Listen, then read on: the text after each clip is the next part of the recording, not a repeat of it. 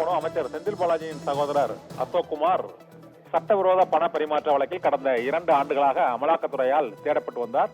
இந்த சூழ்நிலையில் இந்த வழக்கு விசாரணையானது சென்னை மாவட்ட முதன்மை அமர்வு நீதிமன்றத்தில் நடைபெற்று வருகிறது. சட்டவிரோத பண பரிமாற்ற சட்டத்தின் கீழ் கடந்த 2023ஆம் ஆண்டு கைது செய்யப்பட்ட அமைச்சர் செந்தில் பாலாஜி அதன் பின்னர் விடுவிக்கப்பட்ட நிலையில் குற்றப்பத்திரிகை, அமலாக்கத்துறையின் குற்றப்பத்திரிகை சென்னை மாவட்ட முதன்மை அமர்வு நீதிமன்றத்தில் தாக்கல் செய்யப்பட்டது.